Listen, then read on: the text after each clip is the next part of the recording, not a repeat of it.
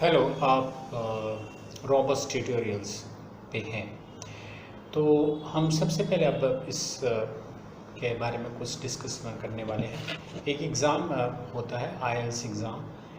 ये एग्ज़ाम सारे वर्ल्ड में काफ़ी पॉपुलर है, क्योंकि अगर आप बाहर, आपका दिमाग में है कि बाहर जाना है, पढ़ना है या काम करना है, तो आजकल आप वैसे नहीं जा सकते हैं कि जस्ट आपने बैग उठाया और चल पड़े। आपको आईएलटीएस एग्ज़ाम या और भी एग्ज़ाम्स होते हैं वो क्लियर करने पड़ेंगे। आईएलटीएस जो है वो स्टैंड करता है international English language testing system के लिए, और इसके दो वर्जन्स होते हैं। एक तो एकेडमिक होता है और दूसरा है जनरल। जनरल जो होता है वो जो लोग काम करना चाहते हैं, बाहर इमिग्रेट करना चाहते हैं, उनके लिए है। और जो एकेडमिक है वो उनके लिए जो बाहर सिर्फ पढ़ने के लिए जाना चाहते हैं। तो ये जो एग्ज़ाम है ये इसमें 4 मॉड्यूल्स होते हैं। एक तो सबसे पहले स्पीकिंग ज़रूरी नहीं है कि स्पीकिंग पहले ही होगा। स्पीकिंग हो सकता है लिसनिंग, रीडिंग और राइटिंग के बाद हो। वैसे जनरली पहले ही होता है। और आपको जनरली 1 या 2 दिन या 4 या 5 दिन पहले हो जाता है, या अगर बाद में होना होगा तो भी 2-3 दिन के लिसनिंग, रीडिंग, राइटिंग के बाद हो जाता है। लिसनिंग, रीडिंग, राइटिंग एक ही दिन में होते हैं, लेकिन स्पीकिंग दूसरे दिन होता है। सेम डे को नहीं होता है। बाई चांस हो भी सकता है कभी कभी, लेकिन बहुत कम चांसेस है कि स्पीकिंग भी उसी दिन हो। अब हम सबसे पहले जो है रीडिंग के बारे में बात कर लेते हैं। रीडिंग में आपको 40 क्वेश्चन करने होते हैं इस एग्ज़ाम में, और हालांकि कोई इतने टफ़ नहीं होते हैं और बहुत इजी भी नहीं होते हैं। बट हाँ, वो आपके लक पे भी डिपेंड करता है कि उस दिन आपका लक कैसा है। 40 क्वेश्चन आपको 1 घंटे में करने होते हैं रीडिंग में। और जो अगर हम डिवाइड करें कि कितना टाइम हमको हर एक क्वेश्चन को देना चाहिए, तो अगर मैं 60 को डिवाइड करता हूँ 40 से, तो 3/2 आता है। 3/2 का मतलब है कि आपके पास 1.5 मिनट है एक क्वेश्चन को सॉल्व करने के लिए। लेकिन क्योंकि आपके पास आंसर्स को आंसर शीट पे ट्रांसफ़र भी करना है, तो आपके पास 1.5 मिनट से थोड़ा सा कम ही लीजिए, ताकि आपको बाद में हड़बड़ाहट ना हो कि जल्दी में आप कहीं ऐसा ना हो कि आप गलत आंसर्स ट्रांसफ़र कर दें।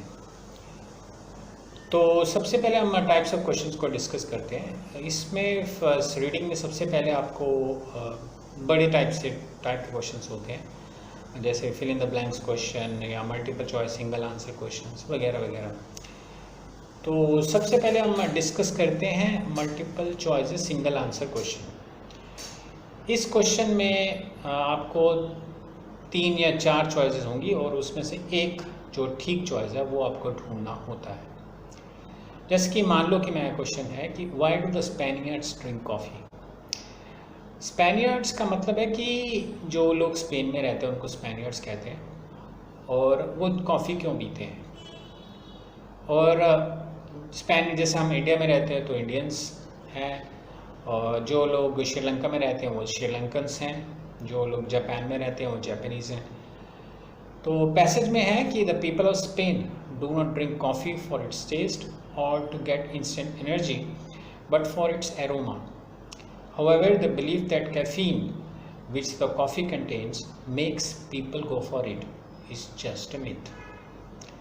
ये पैसेज में लिखा हुआ है। ऑप्शंस आपके पास जो हैं वो हैं for its good smell, या since it has good taste, या as it provides quick energy, या फिर बिकॉज इट कंटेन्स कैफीन। अब अगर हम चॉइसेस को डिस्कस करें, फर्स्ट चॉइस है कि it has for its good smell शायद हो सकता है ये आंसर, मैं ये नहीं कहता कि नहीं हो सकता। दूसरा है कि since it has good taste, नहीं ये नहीं हो सकता, क्योंकि राइटर ने पहली लाइन में बता दिया है कि वो स्पेन वाले इस टेस्ट के लिए कॉफ़ी नहीं पीते हैं। तीसरा ऑप्शन ये था कि क्विक एनर्जी, हालांकि पैसेज में लिखा हुआ है कि साफ साफ डिस्कार्ड किया हुआ है राइटर ने कि क्विक एनर्जी, राइट पैसेज में लिखा हुआ कि इंस्टेंट एनर्जी लेने के लिए भी वो कॉफ़ी नहीं पीते हैं, तो तीसरा ऑप्शन नहीं हो सकता ठीक आंसर। और because it contains caffeine, caffeine है, लेकिन राइटर ने लास्ट लाइन में साफ साफ बोल दिया है कि it is a myth. Myth का मतलब होता है कोई ऐसी चीज़ जो लगती ठीक है लेकिन एक्चुअल में ठीक नहीं होती, जो ऐसी कोई बात।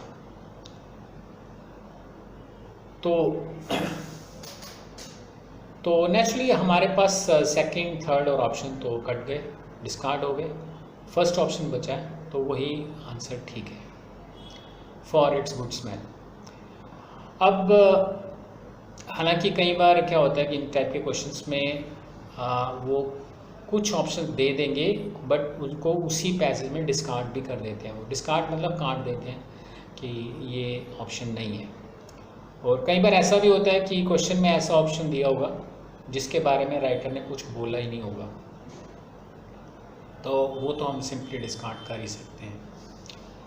तो अब हम दूसरा क्वेश्चन डिस्कस करते हैं। दूसरा है multiple choices multiple answers question, जो कि हम MCM में शॉर्ट में इसको कहते हैं। जैसे कि इस क्वेश्चन में क्या होगा कि आपको 2, 3 या 4 ऑप्शंस भी सिलेक्ट करने पड़ सकते हैं। मे बी आपके पास जो टोटल चॉइस होंगी वो भी हो सकती हैं 4, 5 या 6 ऑप्शंस भी हो सकती हैं, 7 भी हो सकती हैं। जैसे कि ये क्वेश्चन है कि why do the humans dislike wild animals. अब पैसेज में लिखा है the ferocity and the pong which wild animals give out from their bodies is so disgusting that no human being likes to go near them. However, their huge body sizes have nothing to do with their being disliked. Options में चलो देखते हैं क्या है। Options में since they are huge bodied, second है as they do not like human beings, third है because they emit bad smell, fourth है as nobody is allowed to go near them, और फिफ्थ है since they are too dangerous। अब इनको हम discuss करते हैं। पहला है वो कह रहा है कि since they are huge bodied, ये तो हो नहीं सकता क्योंकि राइटर ने लास्ट में लाइन में लिख दिया कि क्यों उनका साइज़ से उनका डिसलाइक से कुछ लेना देना नहीं है, तो ये ऑप्शंस तो फर्स्ट तो हो नहीं सकता कि अब जैसे बहुत से जानवर बहुत बड़े बड़े होते हैं, जैसे हिप्पोपोटामस है या फिर एलिफेंट है या लायन है, उनकी हाइट और देखेंगे आप बहुत बड़े होते हैं, लेकिन ये ज़रूरी नहीं कि वो उनका साइज़ से कुछ हम उसको डिसलाइक नहीं करते हैं, डिसलाइक करते हैं। तो फर्स्ट ऑप्शन तो कट गया, नहीं हो सकता। दूसरा है they do not like human beings, उनको ह्यूमन बींग्स अच्छे नहीं लगते हैं, जबकि क्वेश्चन उल्टा है। क्वेश्चन है कि आदमियों को ह्यूमन बींग्स को वाइल्ड एनिमल्स पसंद नहीं है, क्यों नहीं है, जबकि ऑप्शन में उल्टा लिखा हुआ है, तो ये तो हो ही नहीं सकता। तीसरा है because they emit bad smell, हाँ हो सकता है शायद, बिकॉज पॉन्ग का मेरे को मतलब पता नहीं है और ना ही फेरोसिटी का मतलब पता है, तो शायद इसको मैं बात के लिए रख लेता हूँ। लेकिन फर्स्ट और सेकंड तो कट चुके हैं। Third, as nobody is allowed to go near them, कि कोई अलाउ नहीं किया जाता कि वो वाइल्ड एनिमल्स के पास जाएं, जबकि पैसेज में लिखा हुआ है कि no human beings likes to go near them, आदमी खुद ही नहीं जाना चाहते हैं, ये कोई उनको रोकता नहीं है कि आप उनके पास मत जाओ, तो ये भी नहीं हो सकता फोर्थ ऑप्शन। फिफ्थ है since they are too dangerous, ये हो सकता है। वैसे भी हमने 5 में से 3 तो काट ही दिए हैं, बाकी 2 बचे हैं, वही हमें सिलेक्ट, क्योंकि नोट में यही है कि choose two correct answers from above given choices. So 5 में से 3 कट गए तो 2 रह गए, वही है। वैसे भी बैड स्मेल का मतलब होता है पॉन्ग, पॉन्ग का मतलब बैड स्मेल ही होता है, और फेरोसिटी का मतलब होता है कि जो एनिमल्स फेरोशियस एनिमल्स होते हैं, फेरोशियस मतलब डेंजरस एनिमल्स, जिनको मतलब देख के डर लगता है। सो अगर आपको किसी वर्ड का मीनिंग नहीं भी पता तो ये भी, अगर मीनिंग डायरेक्टली पता है तो आप डायरेक्टली उस वर्ड पे जा सकते हो, नहीं पता है तो आप ये टेक्निक देख सकते हो कि जो जो कट सकते हैं, जो हट सकते हैं उनको हटा दो, जो बच जाते हैं उनको सिलेक्ट कर दो। तो आई होप आपको वीडियो अच्छा लगा होगा। आप मेरे को सब्सक्राइब कर सकते हो और आप दूसरों को भी ये वीडियो शेयर कर सकते हो। Thanks for watching the video.